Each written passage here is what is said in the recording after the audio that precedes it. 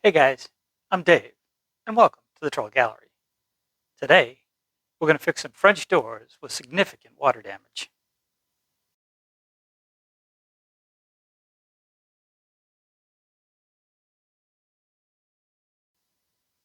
One of my friends saw a video that I'd made on repairing water damage on an exterior door. He asked me if I could fix his door as well. There's actually two doors, and they were in much worse condition. Matter of fact, when I saw the doors, I couldn't stop laughing. When I finally regained my composure, he asked again if I could fix his doors. Well, not wanting to pass on a challenge, I grabbed the doors, brought him back to the shop, and started to think about how we were going to take this on. Let's see how it came out. Not to say these doors were in bad shape, but the lower half of the bottom rails just fell off in transit, and the top half was held in place mostly by caulk. The bottom of the stiles weren't much better, as they had rot and water damage at least 10 inches up from the bottom. I thought it was interesting that these were either built with lag bolts holding the bottom rails to the stiles, or this was one of the several repairs done along the way. Since I wasn't real sure where best to start, I decided to remove the strips that overlapped the door gap when they were closed. A razor knife to cut the caulk and a chisel to carefully remove the trim. It's a pretty safe bet that a fair amount of this trim will need to be replaced, but I was still careful to remove it and pull out any brads stuck on the door or the trim. I did my best to mark each piece of trim so I knew where it came from to make reconstruction a little bit easier. I thought I could complete the repairs without removing the glass, so my next step was to remove the rest of the bottom rail. I used my jigsaw working around the lag bolts and being careful not to damage the glass. It was fairly easy since there really wasn't a lot of wood there anymore. This was about the time I realized that the glass just had to go. So I carefully removed the trim that held the glass top and bottom, marked each location, and slid the glass out of the frame. Not only do I not have to worry about breaking the glass, but I also reduced the door's weight by something like 90%. These panes are 1/4 inch thick, tempered glass measuring 22.5 by 68. That's a lot of weight. The other reason I need to remove the glass is so I could remove all the rotted wood on the door frame. Starting with my jigsaw, I cut off the bottom 14 inches of the door stiles. The two doors had similar damage, so I cut them both at that length. The strip of plywood you see under the door here was tacked in place while the glass was still installed. That'll prevent the stiles from moving around during reconstruction. To ensure those cuts were square and clean, I clamped a straight edge to the doors. I used some 1/4 inch by 4 inch aluminum bar stock, and I checked to make sure that it was square to the door stiles. Then I trimmed the edges with my palm router and a trim bit. Since this trim bit only has a 1/2 inch cutting depth, I made 3 passes, each registering off the previous cut. That still left me well shy of the door thickness, so I switched over to a pattern cutting bit, flipped the doors over, and cleaned up the last of the waste stock. With that done, the cuts were square to the edge and faces and ready to receive some joinery for the new style bottoms. I was able to find some poplar that was thick enough for my doors. They called it 8/4, but it was probably larger than that. I prepared the stock like I usually do, cut it slightly long on the miter saw,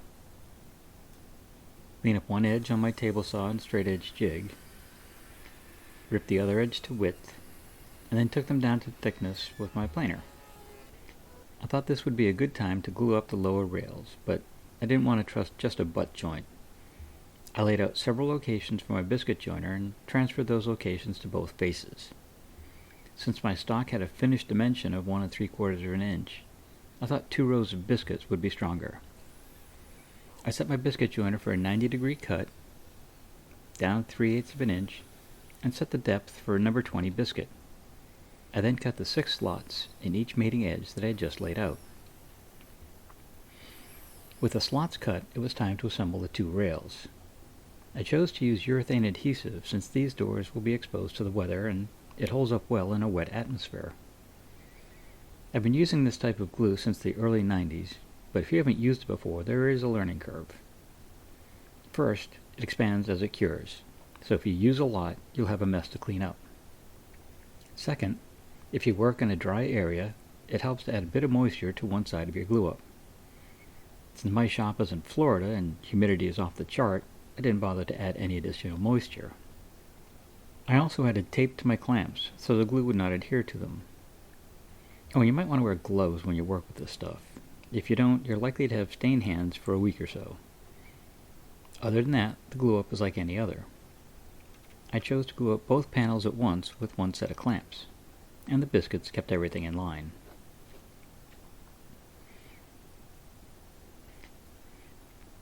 Here you can see how the urethane adhesive expands as it cures.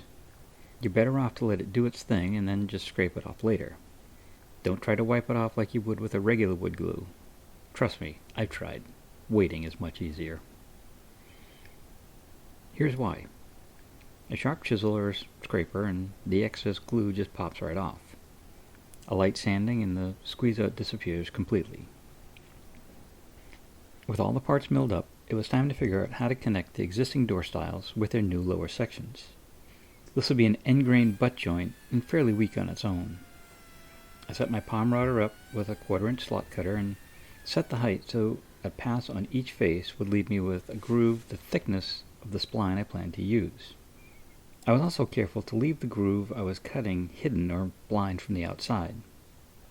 I ran the door stiles and the new bottom stiles, but I realized that a 3/8-inch deep slot was not going to be as strong as I wanted. It was time to go back to the drawing board. 3 or maybe 4 jigs later, I came up with Plan B. A jig with a slot that would accept a 7/16 guide bushing on my router base plate, and a 1/4-inch spiral bit in my router. I added alignment blocks underneath to line up the jig with the sides of the stock, and a stop on the top to make sure that it didn't go too far. 2 screws in the end of the rail will hold the jig in place. Then I could clean out the new, deeper groove for my spline. While I'd feel better if the spline was a bit deeper, I think the 2 7/8-inch deep grooves will give me enough strength for these doors. Cutting the door stiles themselves was a bit more challenging, but they came out fine.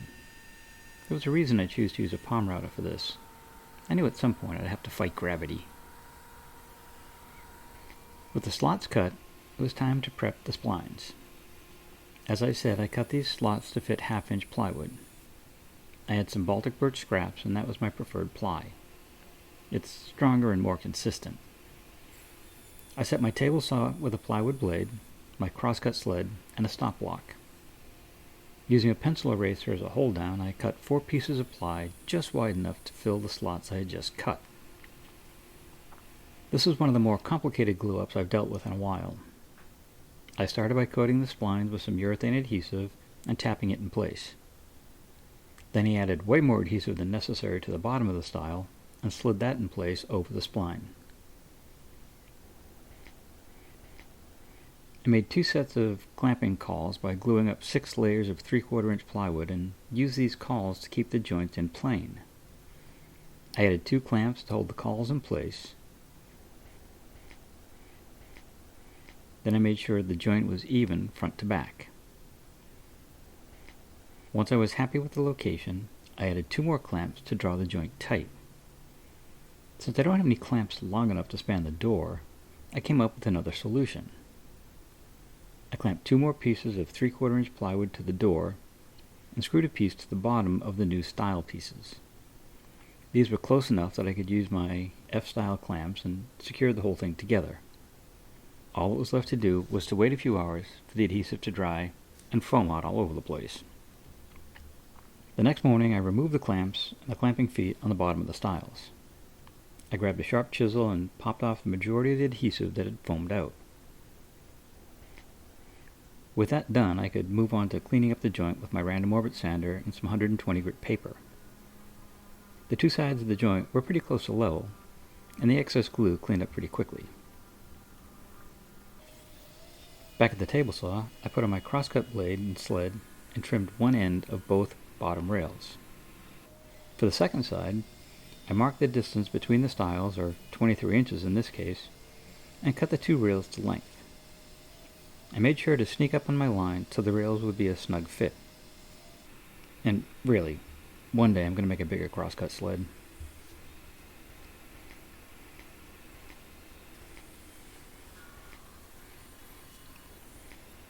I created a second spline jig, and despite taking careful measurements off the first one, this guy was a bit too loose. I added a few strips of blue tape to both sides of the jig, fastened it to the inside of the stiles, and cut the slots for the splines. Since my finished depth was 3/4 of an inch, I made the cut in 2 passes. A plunge router would have made this easier, but I don't have a small one, at least not one that works. The cut itself is just like the previous cuts. The guide bushing rode against the jig up on one side, then down the other, and then cleaning out anything remaining in the center. Rather than trying to figure out how to safely use that jig on the rail pieces, I opted for the table saw and a dado set. I set the blade height to 3/4 of an inch and ran the stock against the fence, first with one face, then the opposite. This ensures my groove will be centered in the stock. Again, I'm using 1/2-inch Baltic birch for my splines, and I know that's under a 1/2 inch thick. I forgot that with just my outside dado blades, I get a groove that's just under 1/4 of an inch wide. I could have reset my blade with an extra spacer, but I got the fit just right, so I opted to make a third cleanup pass to clear out the strip in the center. And yes, this would be a good time to use a tall fence, but I'd used up enough jig making time on this project. The dado set left a little blowout when it exited the stock, but that's okay. I planned ahead for things like that. I cleaned up any bits and burrs that would have prevented the stock from sitting flush against the fence, marked that as the bottom, and ran the rail across the saw to remove about 1/8 of an inch, leaving me with a smooth inner edge. Next, I ripped down 2 pieces of the Baltic birch at 1.5 inches wide for my splines. They were long enough that I could get 2 out of each strip, and I cut them in half over at my miter saw. After a dry run assembly, it was time for the real deal. I added 2 strips of scrap plywood to the stiles so the clamps wouldn't dent the wood. A little, a lot of urethane adhesive on the splines, and they were set into the stiles. Then I added more adhesive to the grooves in the rails, as well as the end grain. There was just enough play in the grooves for the rails to slide up the splines. I previously marked a stop line on the stile so I knew how far to insert the rails. That gave me about 1/8 of an inch play between the top and the bottom rails for when I reinsert the glass later. I really hope that's enough. Once everything was in place, I added a couple of clamps and checked the diagonals to ensure the frame was square. After a little adjustment and retightening the clamps, it was good to go.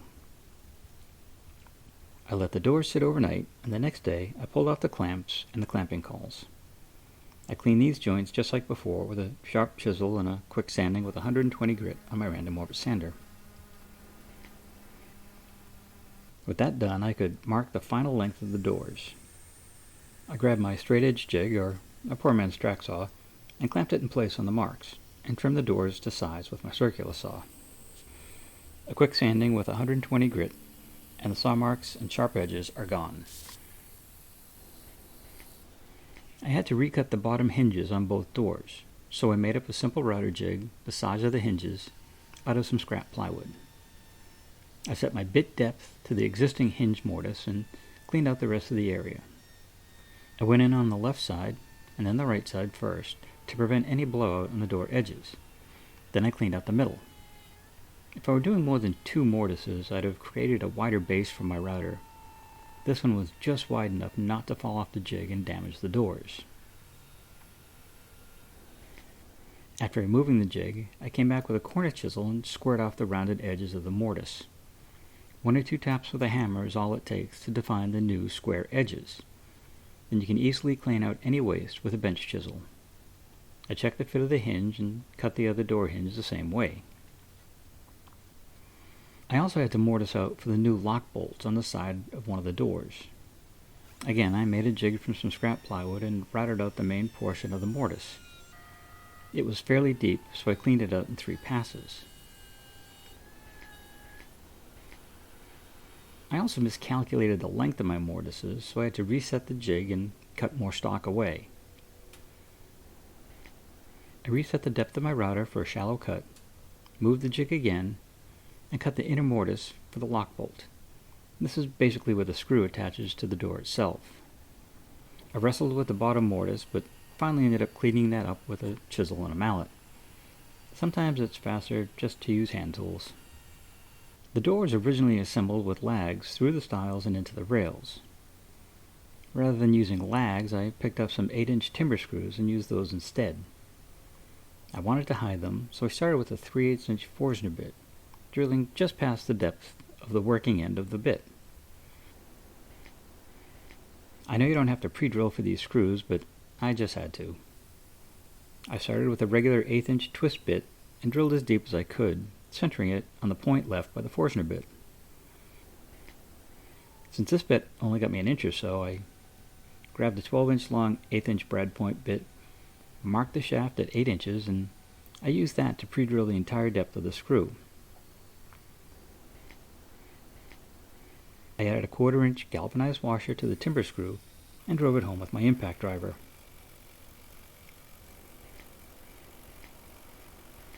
To cover those screws, I cut several 3/4-inch dowels to about 1 inch long. I eased the edges and coated each one with more urethane adhesive before tapping them in place.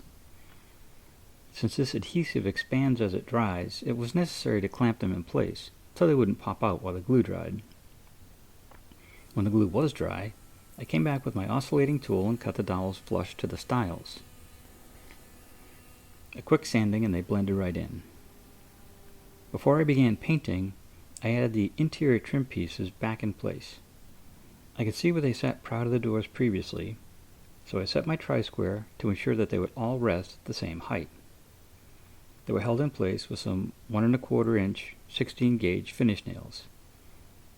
A little wood putty covers the nail holes and was sanded smooth later. It's finally time to prime the doors. I used my HVLP spray system and some water-based primer. It did need to be thinned a bit, but it covered well. I'm a little fussy, so once both sides of the doors were dry, I sanded them smooth again with 220 grit paper and gave them a second coat of primer. This additional sanding gets rid of any raised grain that was lifted by the water-based finish. With the primer dry, it was time to caulk any joints on the door trim. The key to a smooth caulking job is to keep a wet finger and or paper towel to clean up any excess. Oh, and keep the opening of your caulking tube as small as possible. This will let you lay down a much more controlled bead. When the caulk was dry, I could put down the first coat of paint. Since the client hadn't chosen the exterior color yet, I decided to spray the interior. I used a semi-gloss white paint that's designed to take a little abuse without scratching. 2 coats of that and the doors looked great. I let that dry over the weekend, and then it was time to put the glass back in place. With the doors flipped over, I added a healthy bead of silicone around the rim of the trim pieces. The glass was carefully set in place,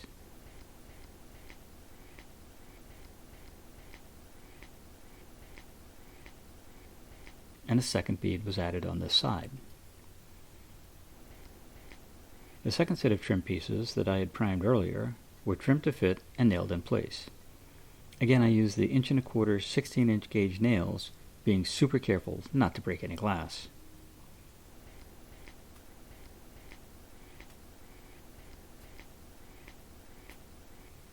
After filling the nail holes and caulking the joints, it was time to paint. While I prefer to buy my own paint, my customer brought me some oil-based paint that he had picked up, and I hate to run oil-based paint through my spray gun, so I decided to brush it on. Even in late October, it was still close to 90 degrees in Florida, and the finish came out less than stellar. There were tons of brush marks, and the high humidity and a little drizzle caused the finish to orange peel in several places. So where it wasn't streaked, it looked like an alligator's hide. After some sanding and a second attempt with a brush with similar results, it was time to suck it up. I moused off the glass and the white areas of the doors and sprayed the paint on for the last 2 coats. I finally got a nice finish on both doors. After letting the paint dry for a few days, the masking was removed, and it was time to replace all the hardware. I moved the doors inside for this, just to keep them out of the weather and to get them out of my rather small shop. The last thing to do was to deliver the doors. We removed the foam panels that had been filling the void and rehung the doors. I started by putting the hinges back in the frame. I used slightly longer screws since the original screws were worn out. Then we wrestled the doors in place and screwed the hinges to the door. To my surprise, the doors closed perfectly on the first try. A bit of weather stripping on both of the trim strips where the doors meet, and we were complete. While I was skeptical about this project from the beginning, the doors turned out better than I could have hoped. Large splines, timber screws, and a lot of head scratching made this a project with a lot of areas to learn from. I'd love to hear what you think about this project. I know there was something I could have done better, easier, probably smarter. I'd love to hear your comments. Leave them below. And if you enjoyed this video, how about giving us a thumbs up and sharing it with your friends? And if you haven't already, maybe think about subscribing and hitting that bell so you don't miss any of the videos that are coming up. I've got another interesting video coming up right behind this one. Just kind of a different twist on a project, but if you'd like to see that, stay tuned. But for now, have a great day. Stay safe. We'll see you soon.